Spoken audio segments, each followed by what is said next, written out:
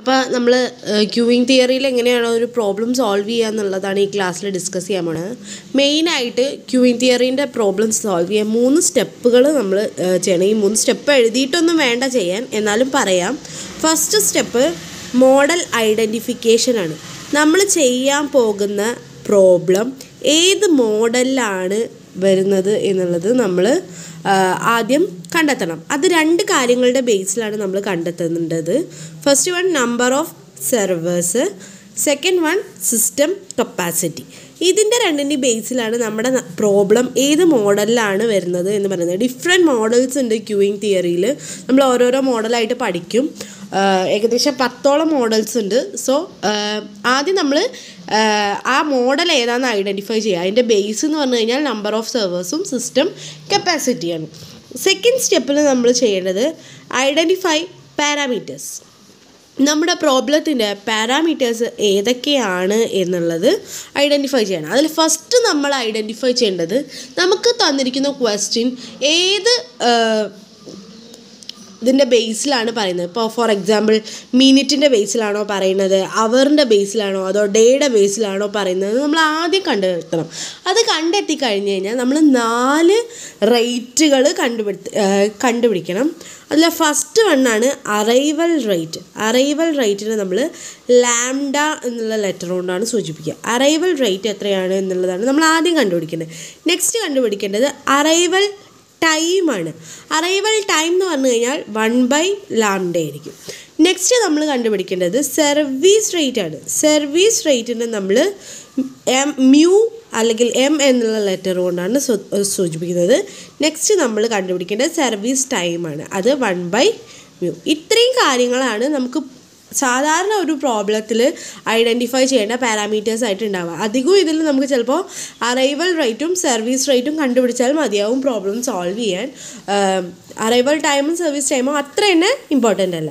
ഇനി 3ാമത്തെ സ്റ്റെപ്പിലാണ് നമ്മൾ കണ്ടുപിടിക്കേണ്ടത് എന്താണ് ക്വസ്റ്റ്യനിൽ ചോദിച്ചിരിക്കുന്നത്, വാട്ട് ഈസ് ആസ്ക്ഡ്, എന്തൊക്കെയാണ് ക്വസ്റ്റ്യനിലുള്ള നൊട്ടേഷൻസ്, അതുപോലെ തന്നെ ഏത് ഫോർമുലയാണ് അപ്ലൈ ചെയ്യേണ്ടത്. ഈ 3 കാര്യങ്ങൾ 3ാമത്തെ സ്റ്റെപ്പിലാണ് നമ്മൾ ചെയ്യേണ്ടത്. ക്യൂയിങ് തിയറിയുടെ പ്രശ്നം എന്താണെന്ന് വെച്ച് കഴിഞ്ഞാൽ ഓരോ മോഡലിനും ഡിഫറെൻറ്റ് ഫോർമുലാസാണ്. ഈ ഫോർമുലാസ് നന്നായി പഠിച്ചു കഴിഞ്ഞാൽ മാത്രമേ നമുക്ക് ക്യൂയിങ് തിയറീൻ്റെ പ്രോബ്ലം സോൾവ് ചെയ്യാൻ പറ്റുള്ളൂ. ജസ്റ്റ് ഈ ഫോർമുലാസിലേക്ക് വാല്യൂസ് അപ്ലൈ ചെയ്യാന്നുള്ളൊരു പണി മാത്രമേ ഉള്ളൂ. പക്ഷേ ഫോർമുല പഠിക്കുക എന്നുള്ളത് കുറച്ച് ബുദ്ധിമുട്ടുള്ള കാര്യമാണ്. മെയിനായിട്ട് ചോദിക്കുന്നത് എന്തൊക്കെയാണെന്ന് വെച്ച് കഴിഞ്ഞാൽ, ഒന്ന് പ്രോബബിലിറ്റി ഓഫ് സർവീസ് ഐഡിൽ, അതായത് നമ്മുടെ സെർവർ ഐഡിലായി കിടക്കാനുള്ള പ്രോബബിലിറ്റി എത്രയാണെന്ന് ചോദിക്കാം. അത് ഒന്നെങ്കിൽ പ്രോബബിലിറ്റി ഓഫ് സർവീസ് ഐഡിൽ എന്ന് ചോദിക്കാം, അല്ലെങ്കിൽ probability of number of customers in system ചോദിക്കാം, അല്ലെങ്കിൽ probability of arrival need not count എന്ന് ചോദിക്കാം. അങ്ങനെ ഒരേ കാര്യം തന്നെ ഡിഫറെൻ്റ് ആയിട്ടാവും പറയുക. പക്ഷേ നമ്മൾ ക്വസ്റ്റ്യൻ വായിച്ചു കഴിഞ്ഞാൽ നമുക്ക് മനസ്സിലാവണം എന്താണ് ചോദിച്ചിരിക്കുന്നത് എന്നുള്ളത്. പിന്നെ അതേപോലെ തന്നെ ഒന്ന് ചോദിക്കാനുള്ളത് probability of service is BC. ഒന്ന് ഐഡിയലായിരിക്കാനുള്ള പ്രോബബിലിറ്റി, ഒന്ന് ബിസി ആയിരിക്കാനുള്ള പ്രോബബിലിറ്റി. ഇത് രണ്ടും ചോദിക്കാം. ഇതിന് പുറമെ ഏറ്റവും ഇമ്പോർട്ടൻ്റ് ആയി ചോദിക്കുന്ന കാര്യങ്ങളാണ്, ഒന്ന് average number of customers in queue. ഒരു ക്യൂവിലുള്ള കസ്റ്റമേഴ്സിൻ്റെ ആവറേജ് റേറ്റ്, അതാണ് നമ്മുടെ LQ. അതേപോലെ തന്നെ average number of customers in system. ഇതൊക്കെയാണ് സ്ഥിരമായിട്ട് ചോദിക്കുക. അതായത് LS, LQ LSും തമ്മിലുള്ള വ്യത്യാസം എന്താണെന്ന് വെച്ചാൽ, LQ എന്ന് പറഞ്ഞാൽ ക്യൂവിലുള്ള ആളുകളുടെ എണ്ണമാണ്. LS എന്ന് പറഞ്ഞു കഴിഞ്ഞാൽ സിസ്റ്റത്തിലുള്ള ആളുകളുടെ എണ്ണമാണ്. എന്താ അതിൻ്റെ വ്യത്യാസം? ഇപ്പോൾ ഫോർ എക്സാമ്പിൾ പറയുകയാണെന്നുണ്ടെങ്കിൽ, നമ്മൾ ഒരു കൗണ്ടറിൽ ക്യൂ നിൽക്കുകയാണ്. ക്യൂവിൽ 5 പേരുണ്ട്. ഒരാൾ കൗണ്ടറിൽ ക്യാഷ് അടച്ചുകൊണ്ടിരിക്കുകയാണ്. സോ ക്യൂവിൽ 5 പേരുണ്ടെന്ന് പറഞ്ഞു കഴിഞ്ഞാൽ LQ എന്ന് പറയുന്നത് 5 ആയിരിക്കും. ഒരാൾ കൗണ്ടറിൽ ക്യാഷ് അടച്ചുകൊണ്ടിരിക്കുന്നുണ്ട്, അയാളെയും കൂടി കൂട്ടി ടോട്ടൽ 6 ആൾക്കാരുണ്ട്. സോ LS എന്ന് പറയുന്നത് 6 ആയിരിക്കും. സോ ഒന്ന് ക്യൂവിലുള്ള ആളുകളുടെ എണ്ണവും ഒന്ന് മൊത്തം സിസ്റ്റത്തിലുള്ള ആളുകളുടെ എണ്ണവും. പിന്നെ ഇതേപോലെ ചോദിക്കുന്ന ഒരു സംഭവമാണ് average waiting time in queue. ഒരു ക്യൂവിൽ ആവറേജ് നമ്പർ ഓഫ് കസ്റ്റമേഴ്സ് അല്ല sorry, average waiting time in ക്യൂവിൽ വെയിറ്റ് ചെയ്യാനുള്ള ടൈം, അതിന് നമ്മൾ WQ എന്നുള്ളതാണ്. ടൈമിന് നമ്മൾ W എന്നും കസ്റ്റമേഴ്സിന് നമ്മൾ L എന്നുള്ള ലെറ്റർ കൊണ്ട് സൂചിപ്പിക്കുന്നു. അതേപോലെ തന്നെ average waiting time in system, അതിന് നമ്മൾ WS എന്നുള്ള ലെറ്റർ കൊണ്ട് സൂചിപ്പിക്കുന്നു. സോ ഇത്രയും കാര്യങ്ങളാണ് മെയിനായിട്ട് നമ്മളോട് ചോദിക്കുക. സോ ഇതിൻ്റെയൊക്കെ ഫോർമുല പഠിച്ചു വെക്കുക എന്നുള്ളത് വളരെ ഇമ്പോർട്ടൻ്റ് ആണ്. സോ നമുക്കിനി ഫസ്റ്റ് മോഡലിൽ ഉള്ള പ്രോബ്ലം എങ്ങനെ സോൾവ് ചെയ്യുക എന്നുള്ളത് നോക്കാം. സോ മോഡൽ 1 എന്ന് പറഞ്ഞു കഴിഞ്ഞാൽ സിംഗിൾ ചാനലാണ്, അതായത് ഒരു സെർവർ മാത്രമേ ഉണ്ടാവുള്ളൂ. ഈ മോഡൽ 1 ഇങ്ങനെയാണ് സൂചിപ്പിക്കുന്നത്. ഇതിൻ്റെ അർത്ഥമൊന്നുമില്ല, 1 എന്നുള്ളത് ഒരു സെർവറാണ് ഉള്ളത് എന്നുള്ളതിനെയാണ് സൂചിപ്പിക്കുന്നത്. FCFS എന്ന് പറഞ്ഞു കഴിഞ്ഞാൽ ഫസ്റ്റ് കം ഫസ്റ്റ് ഔട്ട്, അതാണ് FCFS കൊണ്ട് സൂചിപ്പിക്കുന്നത്. നെക്സ്റ്റ് ഇവിടെ ഇൻഫിനിറ്റി, പോപ്പുലേഷൻ ഇൻഫൈനൈറ്റ് ആണ്, അതേപോലെ കപ്പാസിറ്റി ഇൻഫൈനൈറ്റ് ആണ്. അതാണ് നമ്മുടെ മോഡൽ 1. ഒരു സെർവറാണ് ഉണ്ടാവുക, പോപ്പുലേഷൻ ഇൻഫൈനൈറ്റ് ആണ്, കപ്പാസിറ്റി ഇൻഫൈനൈറ്റ് ആണ്. ഇതാണ് നമ്മുടെ മോഡൽ 1ൻ്റെ കണ്ടീഷൻ. ഇങ്ങനെ ഓരോ മോഡലിൻ്റെയും കണ്ടീഷൻസ് ചേഞ്ച് ആവും, അതേപോലെ തന്നെ അതിൻ്റെ ഇക്വേഷൻസിലും ചേഞ്ച് വരും. സോ മോഡൽ 1 ഏകദേശം 10ഓളം ഇക്വേഷൻസ് ഉണ്ട്. അത് ഞാൻ നിങ്ങൾക്ക് ഷെയർ ചെയ്ത് തരാം. ആ ഇക്വേഷൻസ് അതെല്ലാവരും നോട്ടിൽ എഴുതണം, എന്നിട്ട് നന്നായിട്ട് പഠിക്കണം. നമുക്കിപ്പോൾ ഒരു ക്വസ്റ്റ്യന് എഴുതിയിട്ട് നമുക്ക് ഈ ഇക്വേഷൻസ് സോൾവ് ചെയ്യുന്നത് നോക്കാം. ഇതാണ് നമ്മുടെ question. A self service store employees 1 cashier at its counter. 9 customers arrive on an average every 5 minutes, while the cashier can serve 10 customers in 5 minutes. Assuming Poisson distribution for arrival rate and exponential distribution for service time, find average time of customers in the system, average number of customers in queue, average time a customer spend in system, average time a customer waits before being served. ഇത്രയും കാര്യങ്ങൾ കണ്ടുപിടിക്കാനും ഇതാക്കിയാണ്. Question കണ്ടു കഴിഞ്ഞാൽ വളരെ സിമ്പിളായിട്ടുള്ളൊരു ചെറിയ question ആണ്. അപ്പോൾ നമ്മൾ നേരത്തെ പറഞ്ഞു, ഒരു ക്വസ്റ്റ്യൻ കിട്ടിക്കഴിഞ്ഞാൽ നമുക്ക് 3 സ്റ്റെപ്പുകളുണ്ട്. ആ 3 സ്റ്റെപ്പ് വെച്ചിട്ടാണ് നമ്മൾ ചെയ്യേണ്ടത്. ഫസ്റ്റ് സ്റ്റെപ്പ് മോഡൽ ഐഡൻറ്റിഫിക്കേഷൻ, ഏത് മോഡലാണ് എന്നുള്ളത്. അത് നമ്മൾ പറഞ്ഞു, അത് നമ്പർ ഓഫ് സെർവേഴ്സിൻ്റെയും സിസ്റ്റം കപ്പാസിറ്റീൻ്റെയും ബേസിലാണ് പറയുക.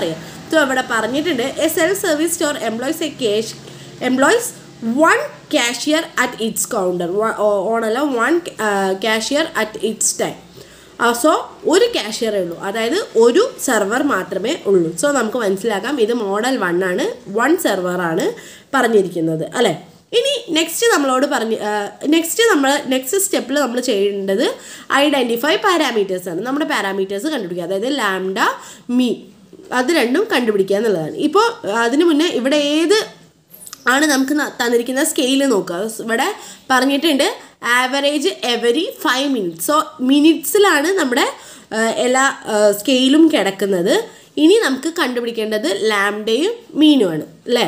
സോ ലാംഡ എന്ന് പറഞ്ഞു കഴിഞ്ഞാൽ ആവറേജ് അറൈവൽ റേറ്റ് ആണ് അല്ലേ. ഇവിടെ പറഞ്ഞിട്ട് 9 customers arrive on an average of every 5 minutes. 5 മിനിറ്റിൽ 9 customers. സോ 9/5 ആണ് നമ്മുടെ ആവറേജ് അറൈവൽ റേറ്റ്, അതായത് ലാംഡ എന്ന് പറയുന്നത്.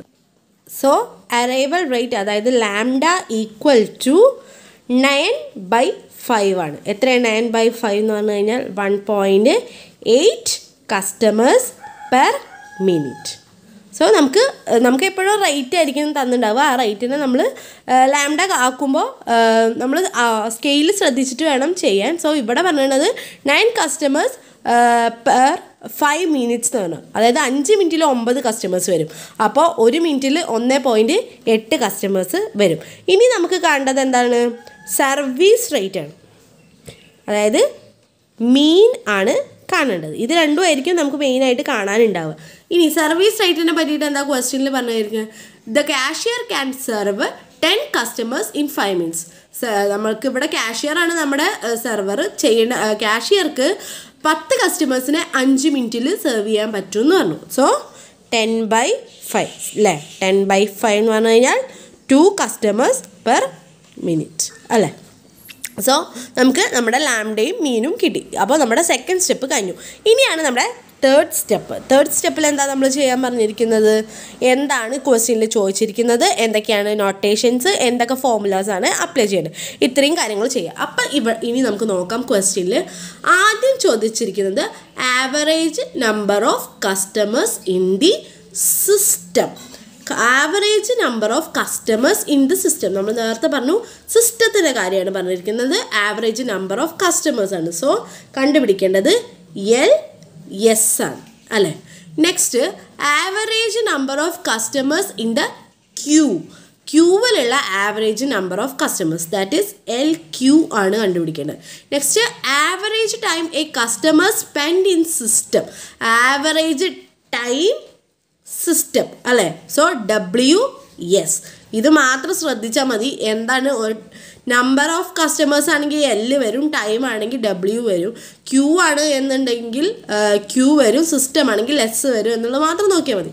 Next average time a customer weights before being served എന്ന് പറഞ്ഞു കഴിഞ്ഞാൽ സർവീസ് കിട്ടുന്നതിന് വേണ്ടി വെയിറ്റ് ചെയ്യുന്നത്, അതായത് ക്യൂവിൽ നിൽക്കുന്ന സമയം, ദാറ്റ് ഈസ് WQ. സോ ഇവിടെ കണ്ടുപിടിക്കേണ്ടത് LS ഉം LQ ഉം WS ഉം WQ ആണ് കണ്ടുപിടിക്കേണ്ടത്. ഇനി മോഡൽ 1 ഇതിൻ്റെ ഒക്കെ ഇക്വേഷൻസ് ഉണ്ട്, അത് മോഡൽ 2 ആകുമ്പോൾ ചേഞ്ച് ആവും. സോ നമുക്ക് ഓരോ ഇക്വേഷൻ, ഫസ്റ്റ് വൺ LS ആണ് ചോദിച്ചിരിക്കുന്നത്. മോഡൽ 1 LS കാണാനുള്ള equation lambda divided by mean minus lambda.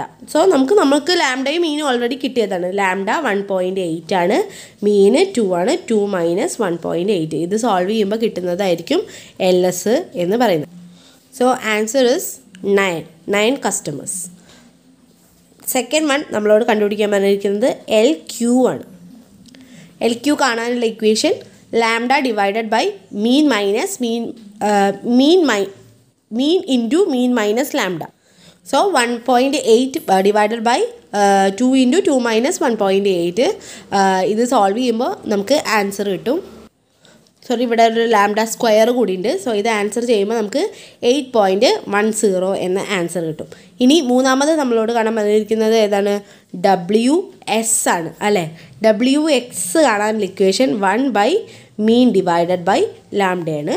1 by mean 2 ആണ്, ലാംഡ 1.8 ആണ്. Answer will be 5 minutes. Next നമ്മളോട് കാണാൻ പറഞ്ഞിരിക്കുന്നത് WQ ആണ്. WQ കാണാനുള്ള equation lambda divided by mean into mean minus lambda, that is